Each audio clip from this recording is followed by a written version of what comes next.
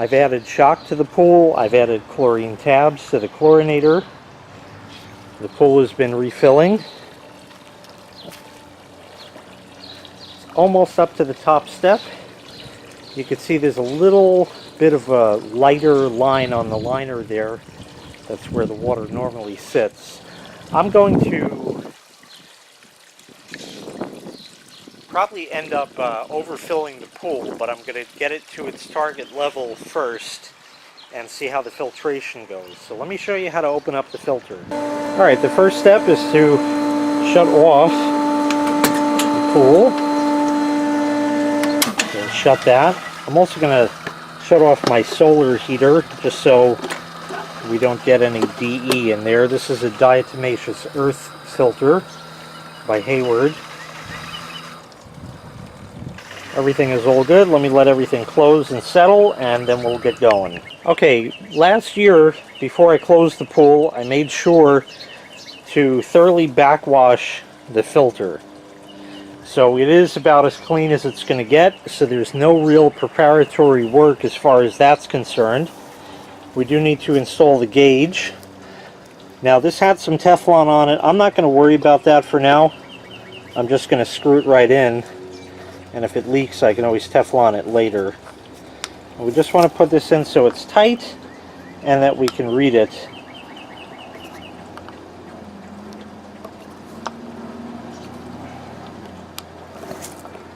So we'll get that just about straight. That's good. This turns so you can see, you know, what your target range is, which on this is going to be between 20 and 30. And there's the needle itself. We're going to leave the manual air release valve open. You see it closes this way and opens that way. So we'll leave it in the open position. Now we're going to install the bung at the bottom. Make sure the O-ring on it is in good shape. If it's cracked, it won't seal, so replace that. You can get this as an entire plug with the O-ring, or you can just go to your hardware store and get a replacement O-ring if the plug is fine. And that just screws in down over here.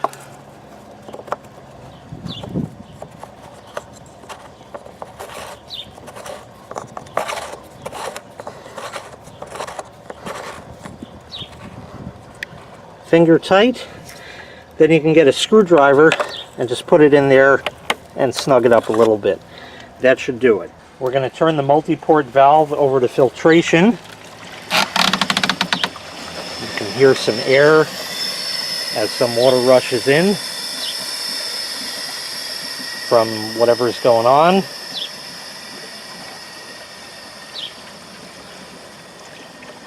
And now we'll go ahead and turn the pump on. It will take some time for it to fill this because, hey, this is like a big garbage can, and as much as this pump moves water, it still takes a little while to fill. So we'll turn that on, that'll catch prime in a second. The outlet for the air is right here, as you can tell. So we'll be ready to shut that as soon as it starts spraying out.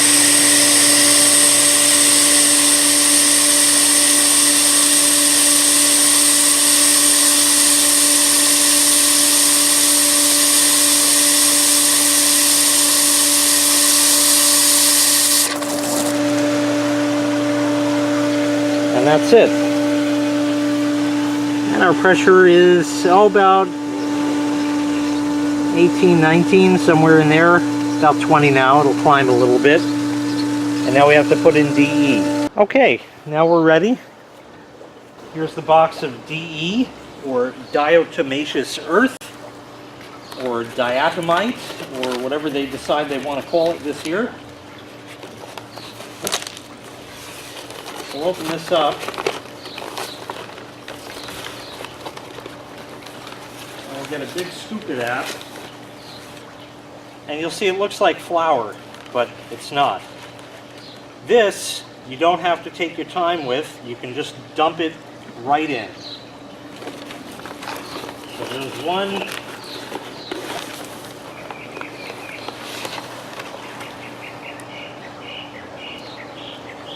I'll give it 2, and I'll give it another half or so. You can check your filter requirements to see what it requires. About 2.5 is right for the filter I have. Just put that down so it doesn't fall. And then you can just go and wash away the rest of the stuff here. Everything in here is going to dissolve very quickly. Take your basket out. You may notice some DE in there, if you can see that. Just swish it in the water, it'll go right through. Like that. And if you want, you can put your hand in here and just clean up anything else there. And that's really all there is to it. Everything in there is good. What that has done is it had coated the grids in the filter with diatomaceous earth. The reason you do that, the grids in the filter only measure, only can filter out up to a certain size particle.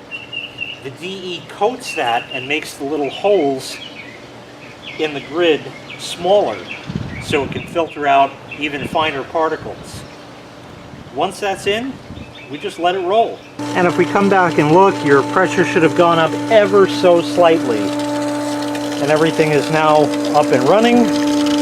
I'll put my solar back on because we're done adding that. And the little valve there will open. We'll close this up. And that's it. We've added DE. So now we're filtering all of this murkiness out of the water. You can see already, especially with the aid of the sun, compared to several videos ago, that the pool is not as dark as it once was. We can actually almost see the bottom there. You can see patches of dark in areas. Over here, there's a lot of dark. The center doesn't appear to be that bad. And those aren't reflections from trees or anything like that. That's actually how it is. Over here you can see this dark section. The bubbles, of course, are from the solar that just reopened. So those will clear in a moment. I'm still refilling because we're not quite where I want the water yet, which is kind of just over the top step, maybe about an inch or two, about an inch or so on it. So we have about an inch or so to go over here as well. It looks like it'll take about 2 inches before it's up to the top, maybe 2.5. But the pool is now fully operational, running and doing its thing. So once again, I'm yet at another standstill. I'm going to let this finish filling, probably up to where it normally needs to be, and I'm going to let it sit for a day or two and see what happens. I'd expect that by tomorrow I should see the water a little bit clearer and a little bit lighter.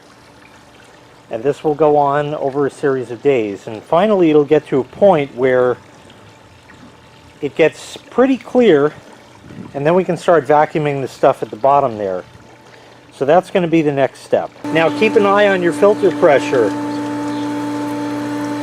When this rises above the safe zone, now the safe zone is generally going to be about 5 to maybe up to 10 psi above what it normally reads. Now after the DE has been in and it's settled and been running, it looks like we're reading about 20, almost 24. So we're going to use that as a baseline. Once we hit around 30, it's probably going to be time to backwash the filter. Now, how long that's going to take depends on how dirty the pool is. If you have a nice clean pool to start with, you can go several weeks without having to backwash it. On a really dirty pool, it could be a matter of hours. It could be only 12 hours before you have to backwash it and go through this process again. So you must keep an eye on this if you're just opening up for the season to ensure you don't go above. If you go above, it generally is just going to stress the entire system out, because now we're pushing even more PSI through everything here. And on an old system like I have here, not good to put any stress on it that is undue. So I'm going to be keeping a close eye on that pressure, and when it's time, I'll go ahead and backwash.